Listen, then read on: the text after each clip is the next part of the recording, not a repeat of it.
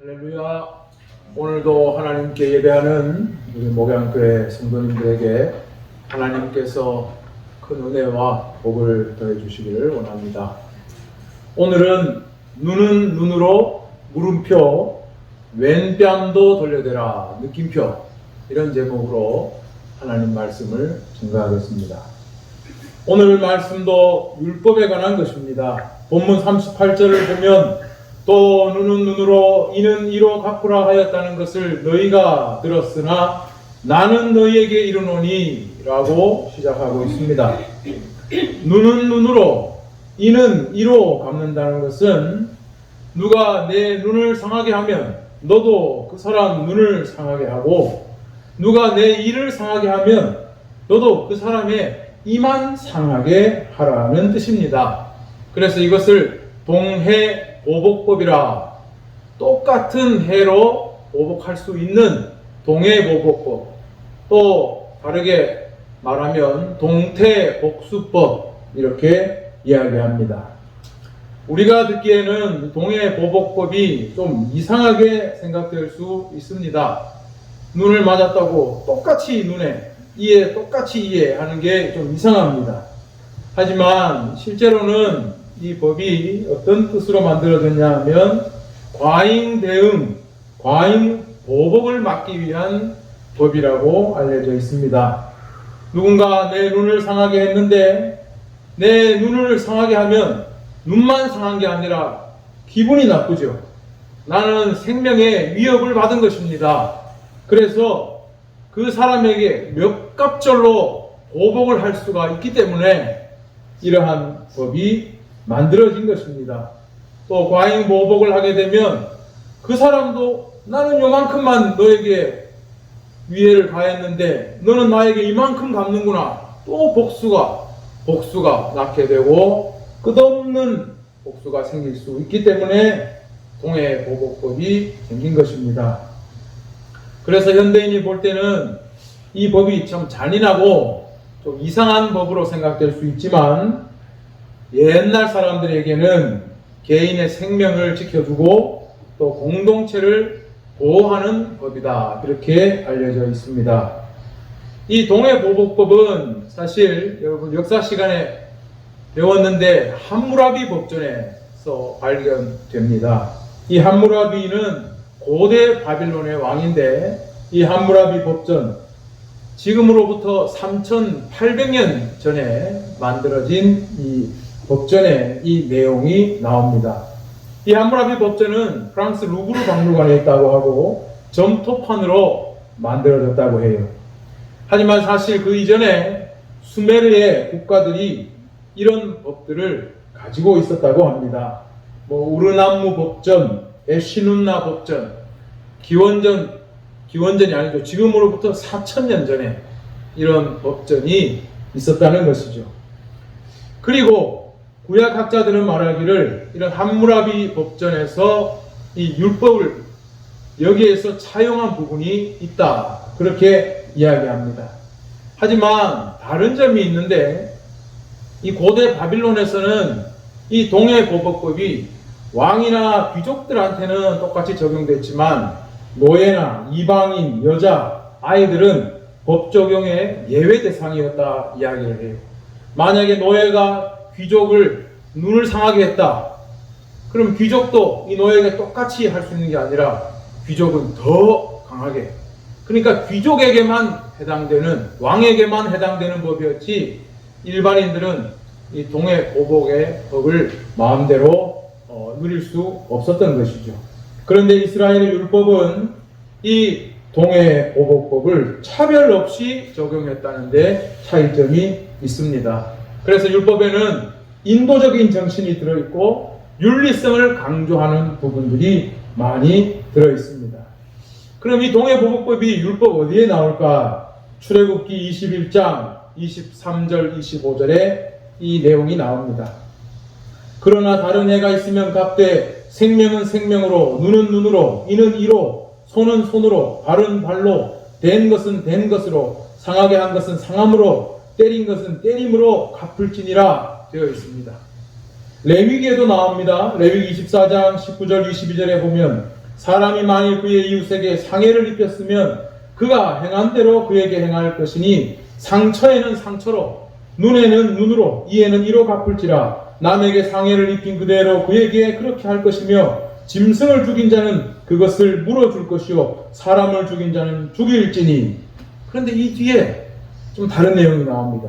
거류민에게든지 본토인에게든지 그 법을 동일하게 할 것은 나는 너희의 하나님 여호와임이니라.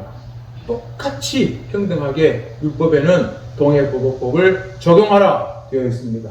신명기에도 나옵니다. 신명기 19장 21절에 보면 생명에는 생명으로, 눈에는 눈으로, 이에는 이로, 손에는 손으로, 발에는 발로이니라. 그러니까 율법의 곳곳에 이 동해보복법의 내용이 나오고 있습니다. 이 동해보복법에 대해서 설교를 준비하면서 생각을 해보니까 피해자가 가해자에게 보복을 할 수 있다? 이런 차원에서 오늘날 우리 사회의 법하고는 참 많이 다르다는 걸 느낄 수가 있죠. 그리고 일말의 심리적인 위안, 복수를 했다는 그런 만족, 이런 것을 느낄 수 있었겠구나, 그런 생각이 듭니다. 과거의 어떤 무협 영화를 보면 내 아버지를 죽인 원수 그러면서 자식이 평생 무해를 연마해요. 이 사람의 인생의 목적은 자기 아버지 원수 갚는 거예요. 그 영화 보면은 아버지의 원수를 갚고 자기도 장렬히 죽는 그런 내용이 많았습니다. 자식이 되어서 부모의 원수를 갚지 않는 게 오히려 도리에 어긋나는 것이죠. 그런데 오늘날 법은 어떻습니까? 자기가 피해를 입어도, 가족이 누가 피해를 입어도 직접 보복을 할 수가 없습니다. 만약에 그런 생각을 가지고 보복을 하게 되면 이건 더 큰 범죄가 되는 것입니다. 보복 폭행, 보복 살인, 이거 다 가중처벌을 받게 됩니다. 보복 운전도 마찬가지입니다. 옛날에는 운전하다가 시비 많이 붙었습니다. 요즘은 누가 나를 시비 건다고 해서 내가 차를 몰고 남 앞에 팍 세우거나 이런 보복 운전하면 큰일 납니다. 특수 폭행, 특수 협박이 될 수도 있습니다. 그래서 누가 싸움을 걸어도 응수하면 안 됩니다. 쌍방폭행이 되는 것입니다. 예전에 어떤 기사를 보니까 나이가 많은 중년 남성이 딸아이와 함께 지하철을 탔는데 20대 어떤 여자애가 술이 취했어요. 그래서 이 중년 남성을 이유 없이 때렸습니다. 그런데 이 중년 남성이 한 대도 보복하지 않고 계속 맞고만 있었던 거예요. 왜 그랬냐 하니까 만약에 맞았다고 잘못 손을 대면은 자기는 나중에 법적으로 뭘 아무것도 해볼 수가 없는 거예요. 쌍방폭행이 되기 때문에. 그래서 그냥 때리는 걸 이렇게 피하고 맞기만 했다, 그런 기사를 본 적이 있습니다. 오늘날은 이 범죄 피해자들이 아무리 분해도 보복을 할 수 없어서 그런지 영화를 보면 악당을 응징하는 내용, 그것도 그냥 응징하는 게 아니라 막 실컷 두드려 패서 악당을 응징하거나 악당을 아주 끝장내는 이런 영화들이 인기가 있습니다. 보면 속이 좀 후련하거든요. 실제로 법으로서는 피해자가 가해자에게 아무것도 할 수 없지만 영화에서는 그렇게 복수를 할 수 있으니까, 폭력으로 복수를 할 수 있으니까 시원한 마음이 드는 겁니다. 우리나라의 유명한 한 감독도 복수 시리즈를 만들어서 큰 인기를 끌었습니다. 피해자의 가족들이 다 모여서 이 피해를 입힌 한 가해자를 죽이는 그런 내용의 영화가 있었습니다. 그런데 이게 현실에서 가능하겠습니까? 가능할 수도 없고 가능해서도 안 되는 일이죠. 더욱 큰 범죄가 되는 것입니다. 어쨌든 동해보복법은 이렇게 사람이 당한 만큼 보복한다 하는 차원에서는 그래도 마음은 조금 괜찮았겠다 생각이 듭니다. 그렇다면 예수님 시대에는 이 동해보복법이 과연 이스라엘에서 어떻게 지켜지고 있었을까? 성경에는 그 내용이 사실 나오지 않습니다. 그런데 칼빈의 기독교 강요를 보니까 동해보복은 재판관들을 통해서 손해를 평등하게 갚도록 지시했지만 이걸 핑계로 사람들이 사적인 복수를 많이 했다. 그렇게 이야기를 하고 있습니다. 동해보복이니까 눈에는 눈으로, 그렇게 눈에는 눈으로만 갚아야 되는데 오히려 눈에는 내가 눈으로 갚을 수 있지 하면서 무조건 복수하는 그런 근거로 삼았다는 것입니다. 하지만 사실 확인 불가한 내용이었습니다. 오늘날은 연구에 의해서 오히려 뭘 밝혀냈냐 하면 예수님 시대에는 이미 동해보복법이 지켜지지 않았다라고 이야기하는 게 더 진정성이 있습니다. 확실하게 받아들여집니다. 이스라엘 백성들이 포로기 이후에 이 바리새인들과 율법사들이 법을 해석하기를 만약에 피해를 입으면 금전으로, 가해자가 금전적으로 보상할 수 있도록 전환을 했다는 거예요. 그래서 예수님 시대에도 이미 오늘날 우리처럼 우리가 무슨 남에게 해를 가하면 위자료를 주고 하는 것처럼 돈으로 보상하는 것이 그 당시에도 보편화되었다는 것입니다. 하지만 율법 해석집인 미시나에 보면은 이 몸에 상처를 입혔을 때 경제적인 보상을 하지만 또 다른 자료들에 보면은 만약에 경제적인 보상이 적절하지 못했을 경우에는 가해자에게 신체적인 상해를 입혔다. 그런 내용이 있었다는 거예요. 그러니까 정말로 눈에는 눈, 이는 이로 다 복수한 게 아니라 예수님 시대에는 돈으로 다 갚을 수 있었지만 그렇지만 여기도 문제가 많겠죠. 부자들은 뭐 얼마 안 되는 돈 툭 던져주면 그만이고 또 남에게 상해를 입혀놓고도 자기는 사과도 아니하고 또 처벌도 안 받는 돈으로만 해결되는 문제가 있었겠죠. 그러다 보니까 피해자가 내 마음에 차지 않을 때는 복수를 하는 보복의 근거가 되는 그러한 율법으로 삼고 있었다는 것입니다. 특히나 예수님 제자 중에도 있었던 열심당원 같은 경우에는 칼을 들고 다녔죠. 이들이 동족의 배반자에게 칼을 들고 해를 가하는 것은 죄의식을 별로 가지고 있지 않았던 것이죠. 그냥 복수예요. 이런 때에 예수님께서 바로 오늘 이 말씀을 주신 것입니다. 예수님은 뭐라고 말씀하셨습니까? 악한 자를 대적하지 말라. 누구든지 내 오른편 뺨을 치면 왼편도 돌려대라. 그랬습니다.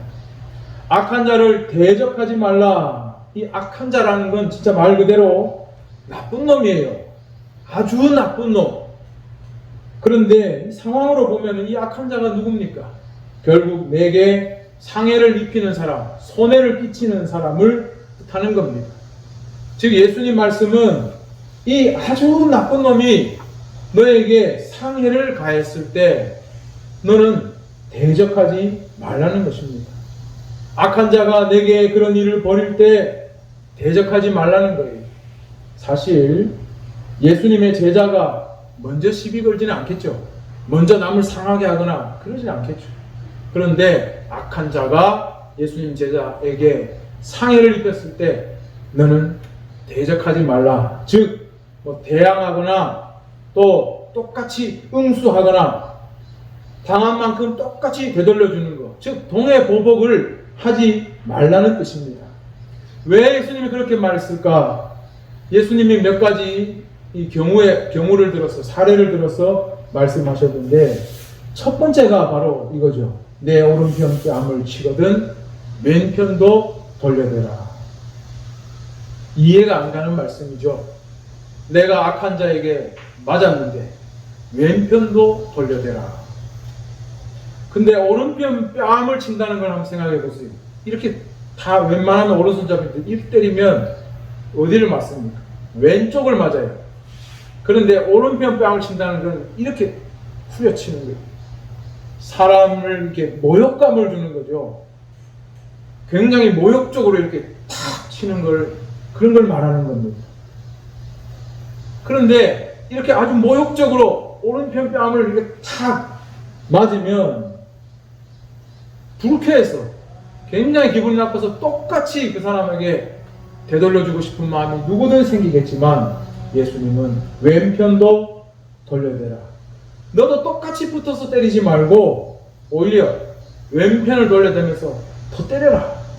이쪽도 때려라. 이렇게 하라는 것입니다.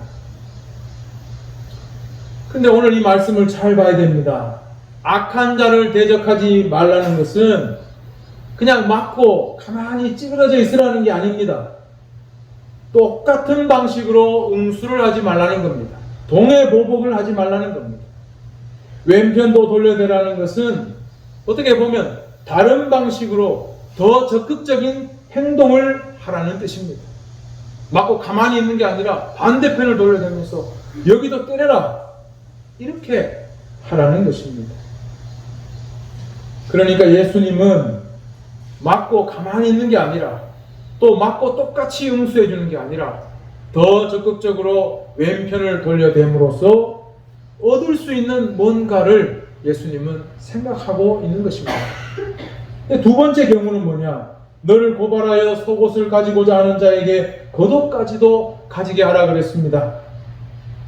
오늘날 옷감이 너무너무 흔하고 옷이 흔하지만 옛날에는 너무 귀해서 예수님이 십자가에 매달리실 때도 로마 군병들이 예수님 속옷을 제비 뽑기 할 정도로 옷은 귀한 물건입니다. 더구나 겉옷은 사람들의 재산 1호라 할 만큼 아주 귀한 물건이었습니다. 추위를 막을 수 있는 이불과 같이 사용되었기 때문입니다. 그래서 옛날 사람들은 이 옷을 담보물로 잘 잡았습니다.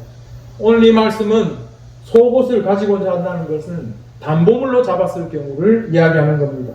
출애굽기 22장 26절에 보면 내가 만일 이웃의 옷을 전당 잡거든 해가 지기 전에 그에게 돌려보내라. 그것이 유일한 옷이라. 그것이 그의 알몸을 가릴 옷인즉 그가 무엇을 입고 자겠느냐. 율법에 옷을 담보물로 전당 잡았을 때 어떻게 해야 된다 하는 법이 있습니다. 그런데 신명기 24장 10절에도 또 이런 내용이 나오는데 내 이웃에게 무엇을 구워줄 때 너는 그의 집에 들어가서 전당물을 취하지 말라. 요즘같이 막 집에 들어가서 차업딱지 붙이고 막 가져가는 이거 하지 말라는 겁니다. 그 대신 어떻게 해야 되냐? 너는 밖에 서 있고 내게 꾸는 자가 전당물을 밖으로 가지고 나와서 내게 줄 것이라. 아주 신사적이죠. 그 사람이 주는 대로 전당물을 받으라는 거예요. 그리고 그가 가난한 자이면 너는 그의 전당물을 가지고 자지 말고 해질 때 그 전당물을 반드시 그에게 돌려줄 것이라. 그리하면 그가 그 옷을 입고 자며 너를 위하여 축복하리니 그 일이 내 하나님 여호와 앞에서 내 공의로움이 되리라. 율법에는 이런 내용이 있는 거예요. 전당물을 잡는다는 건 돈을 빌려줬다가 안 갚으니까 잡는 건데도 내가 빌려줬으니까 네 전당물을 잡겠다. 이게 당연한 게 아니라 잡았다가도 밤이 되면 되돌려줘야 된다는 게 율법인데 예수님 말씀에는 속옷을 그렇게 전당물로 잡으려 한다는 거예요. 겉옷보다는 덜하죠. 하지만 전당물을 잡히는 사람 입장에서는 기분 나쁠 수 있는 일입니다. 그런데 예수님은 뭐라고 하냐면 네 속옷을 전당물로 잡으면 겉옷까지도 내줘라. 맨땅을 돌려대라 하고 똑같은 거예요. 네 겉옷까지도 줘라. 그렇게 함으로써 뭔가 얻을 수 있는 게 있다는 거죠. 세 번째는 누구든지 너로 억지로 오리를 가게 하면 그 사람과 심리를 동행하라고 했습니다. 누군가가 오리를 간다는 게 무슨 뜻이냐면 이게 억지로, 여기 나오는 단어가 억지로 하게 한다는 뜻인데 징발한다는 뜻이 있어요. 백성들을 이렇게 징발해서 구역을 시키는 겁니다. 로마 군인들이 이스라엘 백성들을 그냥 징발해서 강제로 일을 시키는 거예요. 짐꾼을 시킨다든지 아니면은 길잡이를 시킨다든지 그렇게 하는 거예요. 우리나라도 일제강점기 때 일본의 고위 관료들이 유럽의 고위층들을 불러 초청을 해서 이 한반도를 돌아다니면서 사냥을 즐긴 그런 보고가 많이 있어요. 그런데 우리 땅에서 오히려 조선인들은 강제 징발당해가지고 그 무거운 짐을 메고 이 산하를 누비고 다니면서 짐꾼을 했어요. 지네들은 막 총 쏘면서 한국의 호랑이와 표범을 다 잡아 죽이고 그런 일을 한 거예요.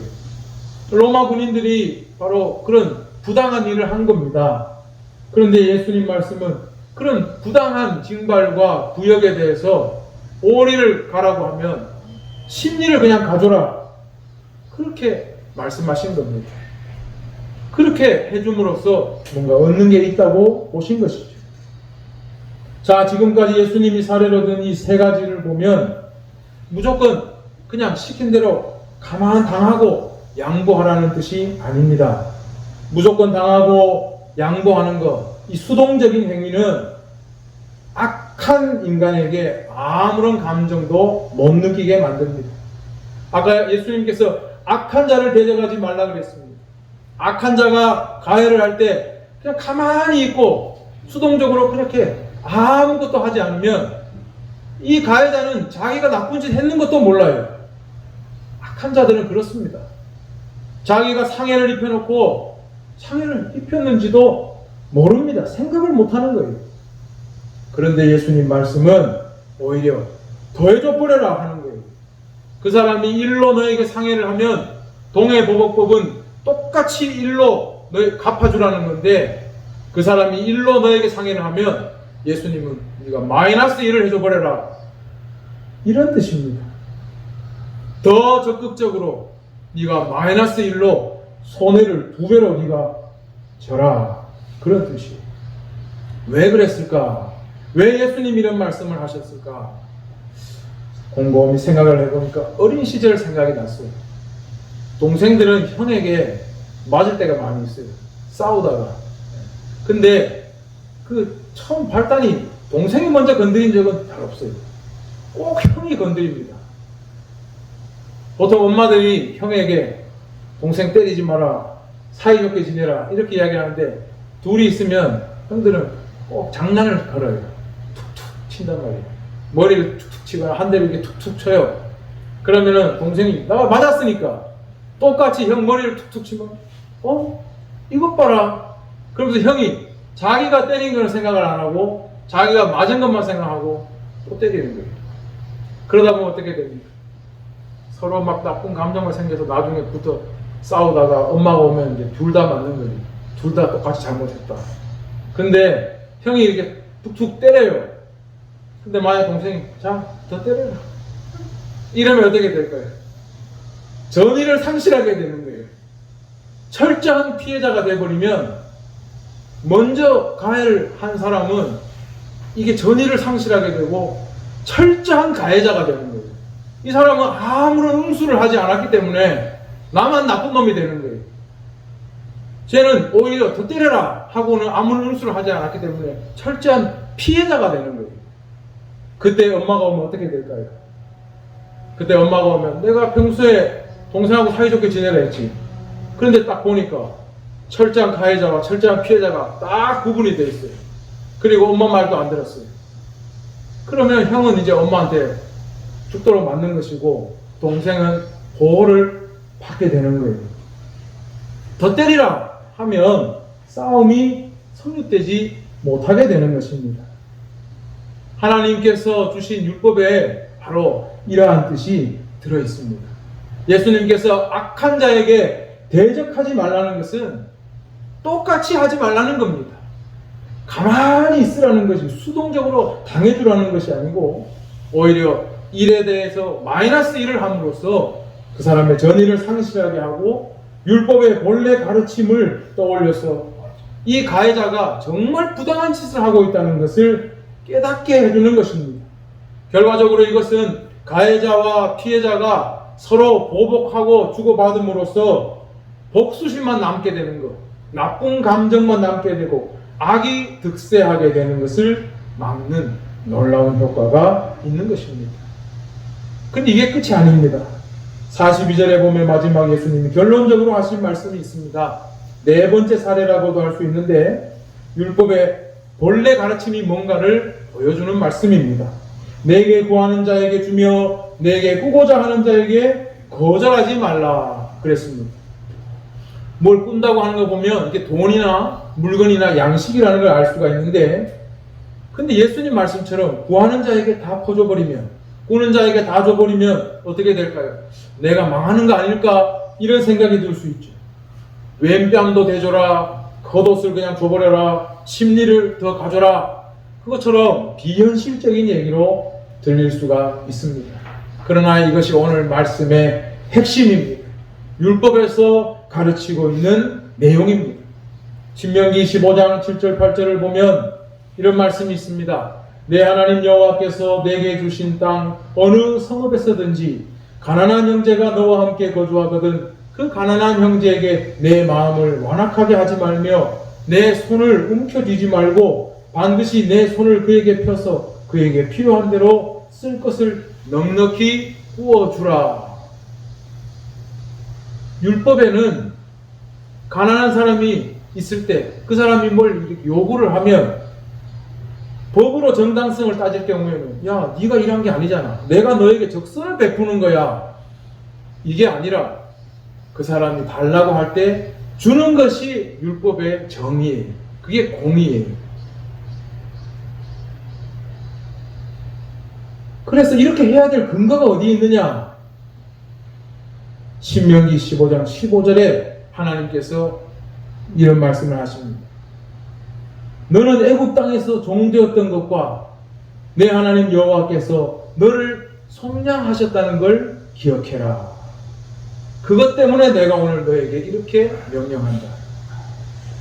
그래서 너는 마음에 악한 생각을 품지 말라. 면제년이 가까이 왔을 때 궁핍한 형제를 악한 눈으로 바라보면서 아무것도 만약에 주지 않으면 그가 너를 여호와께 호소하리니 그것이 내게 죄가 될 것이다. 그랬습니다.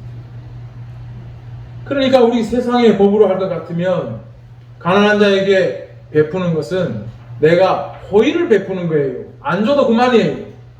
그런데 율법에는 어떻게 되어 있습니까? 네가 추수할 때 밭 귀퉁이를 다 추수하지 마라. 가난한 사람들이 와서 그걸 베어 먹고 살아갈 수 있도록 해라. 네가 포도원에 포도를 딸 때 다 따지 마라. 포도원 귀퉁이에 있는 걸 남겨놔서 가난한 사람들이 그걸 따서 먹고 살아가게 해라. 우리 세상에 안 믿는 사람들, 하나님을 모르는 사람들 경우에는 포도밭 귀퉁이를 남겨놓아서 주는 거는 내가 호의를 베푸는 거예요. 그래서 만약에 그 사람이 포도를 먹으면서 왜 이것밖에 안 남겨놨습니까? 이러면 저놈 봐라, 얻어먹는 주제에 큰 소리 치네, 이렇게 되죠. 그런데 율법은 그게 아니에요. 가난한 자가 너에게 요구할 때 악한 생각 품지 마. 너는 줘야 돼. 그걸 주는 게 하나님의 공의, 하나님의 정의예요. 똑같이 하면서 정당성을 주장하는 게 하나님의 뜻이 아니라는 말입니다.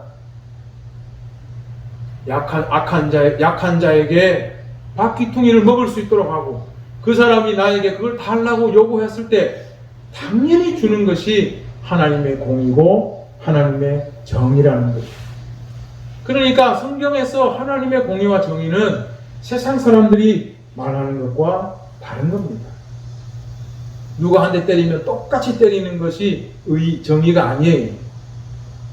약한 사람, 또 그런 사람들을 보호하는 것이 하나님의 공의, 정의고 관용과 선을 하나님으로부터 우리가 받았기 때문에 그거를 똑같이 사람들에게 나눌 수 있는 것이 하나님의 공의와 정의입니다. 그래서 예수님은 악한 자에게 대적하지 말고 보복을 반복하지 말고 더 적극적으로 오히려 선언을 보낸 행동을 취함으로써 율법에 드러난 하나님의 뜻을 이루라는 것입니다. 하나님께서 우리를 속량하셨듯이, 그래서 은혜를 주셨듯이 관용과 선을 우리가 베풀어야 하고 그 손해난 부분, 그건 하나님께서 더 채우실 것이다. 그 가난한 자가 네가 베푼 양식을 먹고 하나님께 너를 축복할 것이다. 이것이 하나님의 말씀입니다. 그리고 끝까지 악한 길에서 돌이키지 않는 자는 하나님께서 벌을 주시겠죠. 본래 인간은 어떻습니까? 동해보복법의 취지가 뭡니까? 과도한 보복을 금지하는 것이라 했습니다. 가만히 있는데 누가 내게 상해를 입히면 내 눈이 상하면 몇 배로 갚아주고 싶은 것이 인간입니다. 성경에도 바로 이 내용이 나옵니다. 창세기 4장에 라멕의 노래라는 것이 나옵니다. 이런 내용이 있습니다. 라멕은 가인의 후손이에요. 가인은 자기 동생 아벨을 죽인 사람이죠. 그런데 하나님께서 누군가 이 가인의 못된 행동 때문에 가인을 죽일까봐 가인을 죽이는 자는 벌을 7배로 더한다고 했어요. 그런데 이 가인의 후손인 라멕은 이렇게 말했습니다. 나의 상처로 말미암아 내가 사람을 죽였고 나의 상함으로 말미암아 소년을 죽였다. 라멕이 사람을 죽인 이유가 뭐예요? 내가 상처받아서 남을 죽인 겁니다. 나는 상처받았다고 남을 죽여버린 거예요. 내가 상해를 입었기 때문에 소년을 죽여버린 거예요. 이게 사람 마음인 거예요. 내가 요만큼 당하면 엄청 크게 당했다고 생각하고 몇 배로 갚는 것이 인간의 마음입니다. 근데 라멕은 뭐라고 말합니까? 가인을 위해서는 벌이 7배인데 라멕 자기를 위해서는 벌이 77배라는 거예요. 자기가 이렇게 남에게 과도하게 보복을 해놓고는 남을 죽여놓고는 자기를 해하는 사람은 하나님이 77배로 그 사람을 벌할 거라고 이렇게 뻔뻔한 것이 인간입니다. 자기가 남에게 어떻게 하는지를 모르는 거죠. 그래서 이런 과도한 복수를 막기 위해 동해 보복법이 생긴 것이지만 예수님은 말씀하신 겁니다. 그 한 번의 보복도 하지 말라. 그 복수가 정당하다고 생각하지 마라. 그 한 번의 보복으로 끝나지 않는 거예요. 결국은 끊임없는 싸움을 통해서 악이 득세하게 될 수밖에 없는 것이에요. 하나님의 뜻은 율법에서부터 드러났으니 하나님의 관용과 선을 너희가 받은 만큼 너희도 그것을 베풀어야 한다. 하나님께서 그것을 갚아주신다는 그 계약 속에서 너희에게 일어나는 일들을 읽어야 한다고 가르쳐주고 있는 것입니다. 그래서 사도 바울은 예수님 말씀을 따라서 로마서 12장 17절 21절에서 이렇게 가르쳤습니다. 악에게 지지 말고 선으로 악을 이기라. 아무에게도 악을 악으로 갚지 말고 모든 사람 앞에서 선한 일을 도모하라. 할 수 있거든 너희로서는 모든 사람과 더불어 화목하라. 내 사랑하는 자들아, 너희가 친히 원수를 갚지 말고 하나님의 진노하심에 맡기라. 기록되었으되 원수 갚는 것이 내게 있으니 내가 갚으리라고 주께서 말씀하시니라. 내 원수가 줄이거든 먹이고 목마르거든 마시게 하라. 그리함으로 내가 숯불을 그 머리에 쌓아 놓으리라. 악에게 지지 말고 선으로 악을 이기라. 악한 자는 하나님이 처리하신다는 것입니다. 우리는 악이 득세하지 않도록 예수님의 제자들은 해야 한다는 것입니다. 우리는 시원하게 복수해서 누군가를 이기려 하지 말고 더 적극적으로 내가 당해줘서 악을 이기는 사람이 되어야 한다는 것이 예수님의 말씀이에요. 오늘날 세상을 보세요. 뻑하면 내용 증명 날리고 뻑하면 고소하겠다 하고 예수님의 제자는 절대 이런 짓 하면 안 됩니다. 믿지 않는 사람들은 점점 더 그런 일들을 많이 합니다. 고소하겠다 해서 그걸로 협박합니다. 그냥 막 고소해놓고 상대편을 괴롭힙니다. 시원하게 누군가를 그렇게 이기면서 내 마음에 기쁨을 얻습니다. 그러나 예수님 말씀은 그렇게 시원하게 복수해서 이기려 하지 말고 더 적극적으로 당해줘서 악을 이겨라. 선으로 악을 이겨라. 이것이 예수님의 말씀입니다. 이 행동을 통해 예수님의 제자가 보여야 할 것이 뭐냐? 이 행동을 통해 하나님이 오고 계신다는 것을 너희는 보여줘야 된다는 것이 예수님의 가르침이에요. 어렵죠? 어려운 말씀입니다. 그러나 이 행동을 통해 하나님이 오고 계신다. 하나님이 너희와 함께 계신다는 것을 세상에 보여주라는 것입니다. 예수님은 정말로 선으로 악을 이겼습니다. 그 수많은 고통과 고난을 당하면서도 예수님은 그것을 이겼기 때문에 하나님께서 예수님을 다시 일으키사 만유의 주로 삼으신 것입니다. 바로 그 예수님을 믿는 우리가 똑같은 하나님 나라의 소망을 가지고 살아가는 너희는 어떻게 해야 되겠니? 한 대 때리면 똑같이 때려서 네 마음 시원할 생각하지 말고 더 당해줘라. 그래서 세상의 악을 이겨라. 이것이 예수님 말씀입니다. 우리는 참 우리 힘으로 하기 힘든 것입니다. 하나님께서 우리에게 주시는 능력으로 우리는 악을 이기며 예수님의 제자로 살아가는 복된 사람들이 다 되어야겠습니다. 하나님께서 남은 것은 모두 채워주신다 했습니다. 하나님께서 복을 주신다 했습니다. 우리는 이것을 믿는 사람들입니다. 다 따져가지고 내가 하는 것이 아니라 한번 접어주고 하나님께서 주시는 복을 바라며 살아가는 사람들이 되어야 합니다. 그런데 사실 이런 말씀 전하면서 걱정이 되기도 해요.